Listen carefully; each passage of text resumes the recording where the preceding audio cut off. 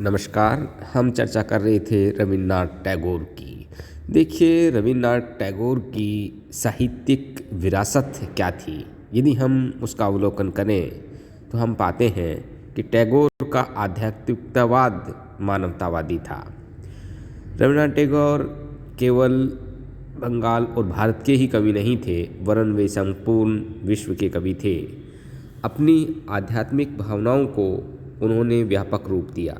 वे सच्चे अर्थ में मानवतावादी थे, क्योंकि उन्होंने स्वयं को प्रेम, बंधुत्व तथा सहयोग की भावनाओं का सच्चा प्रतिनिधि सिद्ध किया था। उन्होंने अपनी साहित्यिक रचनाओं को देश विदेश की संकीर्ण सीमाओं में आबद्ध नहीं किया।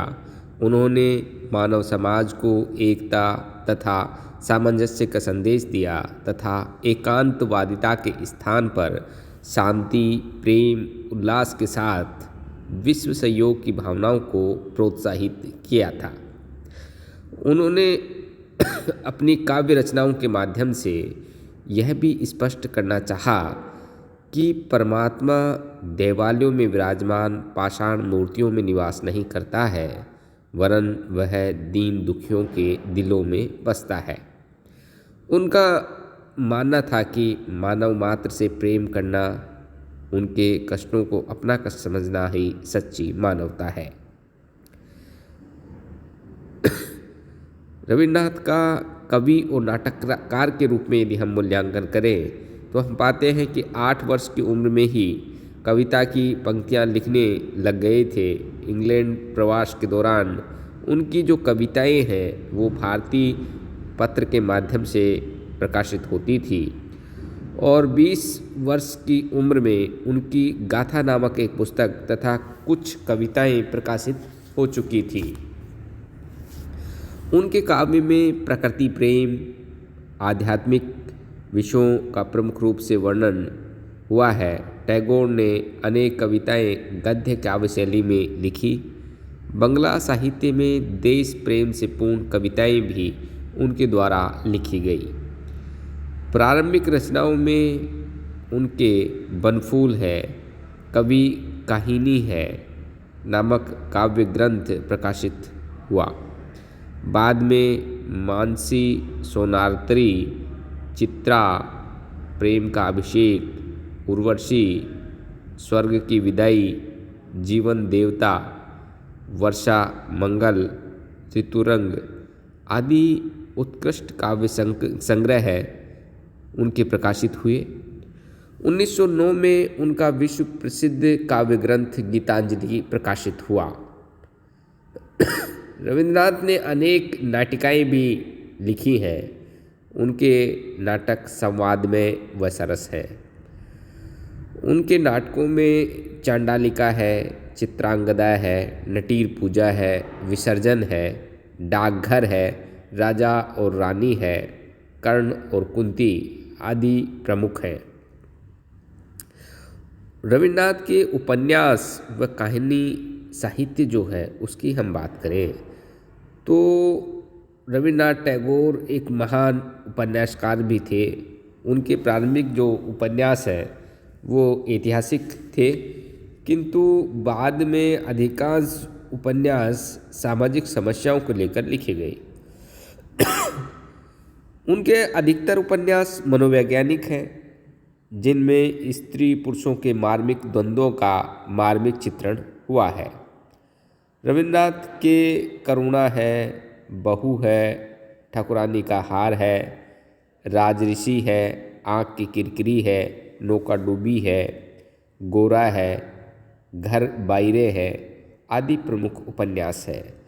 घर बायरे नामक उपन्यास में राष्ट्रीय भावनाओं का अत्यंत सुंदर चित्रण हुआ है। उनका गोरा नामक उपन्यास सबसे विख्यात है, जिसकी गणना न केवल बंगला साहित्य में बल्कि समस्त भारतीय साहित्य में श्रेष्ठतम उपन्यासों में की जाती है। उन्होंने अपने उपन्यासों में सामाजिक तथा राष्ट्रीय समस्याओं पर अच्छा प्रकाश डाला है। उनके उपन्यासों में चरित्र चित्रण और संवाद जो है उच्च कोटि के हैं। रविन्द्रनाथ ने बंगला भाषा में अनेक कहानियाँ लिखी।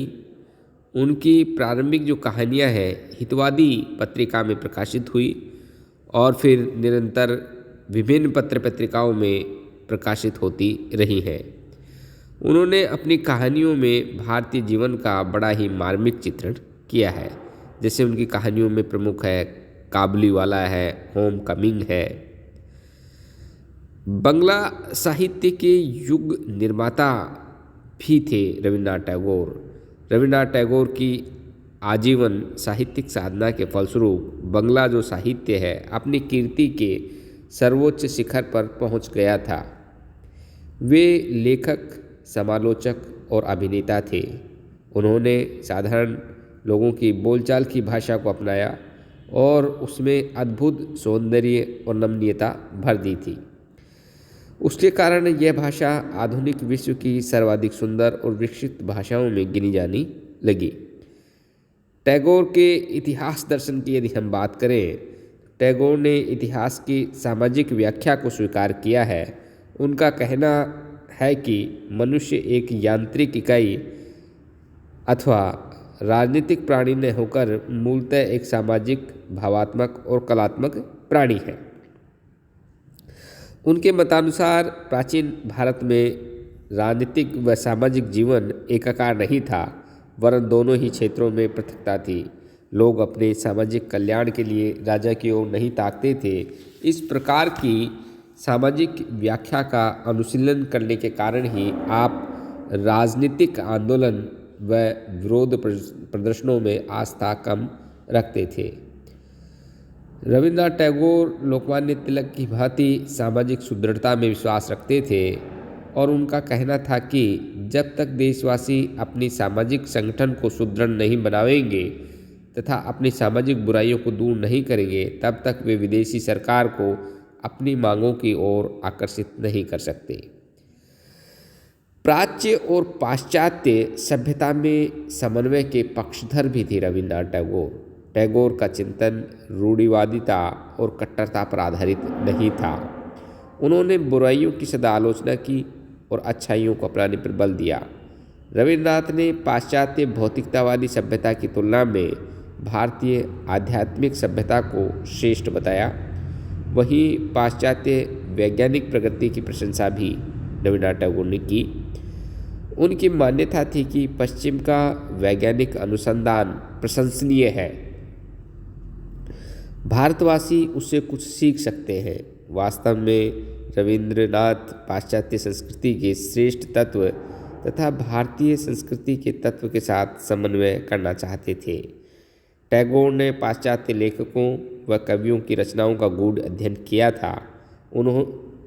उन्हें मानव जाति के प्रति प्रेम, न्याय और स्वतंत्रता की भावना से ओतप्रोत बताया।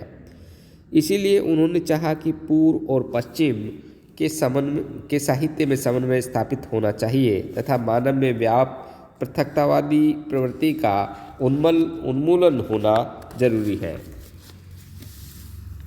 टैगोर के शिक्षा के क्षेत्र में जो विचार थे उस पर यदि हम चर्चा करें तो रविन्द्रनाथ ने शिक्षा के आदर्श के संबंध में बताया कि शिक्षा का संपर्क हमारे संपूर्ण आर्थिक, बौद्धिक, सौंदर्यात्मक, सामाजिक और आध्यात्मिक जीवन से होना चाहिए। वस्तुतः शिक्षा के प्रति उनका दृष्टिकोण व्यापक था। वर्तमान शिक्षा प्रणाली के वे कटु आलोचक थे। उनकी मान्यता थी कि वर्तमान शिक्षा मूल रूप से विदेशी है। वो भारत के नवयुवकों को केवल क्लर्क बनाने में समर्थ है तथा यह उनके जीविकोपार्जन का सच्चा साधन नहीं बन सकती। इसमें देश के प्रचलित व्यवसाय और उद्योगों को कोई स्थान नहीं है। शिक्षा का माध्यम केवल अंग्रेजी भाषा हो, इसके भी वे विरोधी थे। वे शिक्षा का आधार प्रकृति को मानते थे क्योंकि भारतीय सभ्यता का आधार ही प्रकृति है। शिक्षा संबंधी अपने विचारों को मूर्त रूप प्रदान करने की दृष्टि से आपने कलकत्ते के समीप शांति निकेतन की स्थापना की थी। 1921 में यही शिक्षण संस्था विश्व भारती विश्वविद्यालय के रूप में प्रसिद्ध हुई।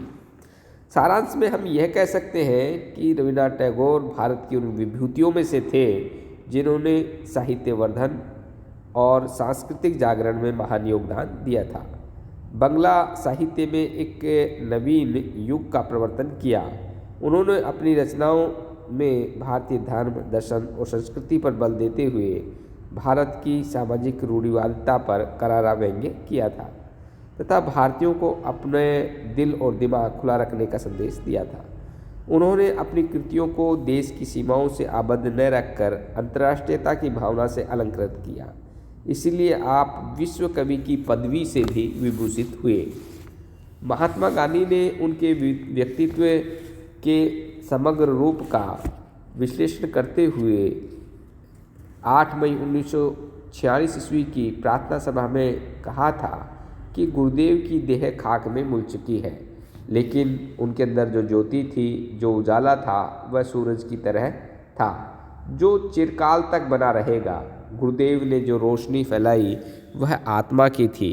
सूरज की रोशनी जैसे हमारे शरीर को फ़ायदा पहुंचाती है, वैसे ही गुरुदेव की फैलाई रोशनी ने हमारी आत्मा को ऊपर उठाया है।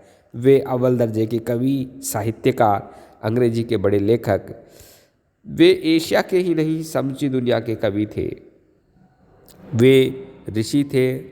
हमारे लिए गीतांजलि और शांति निकेतन छोड़ गए, जिसने उनको सारी दुनिया में मशहूर कर दिया। धन्यवाद।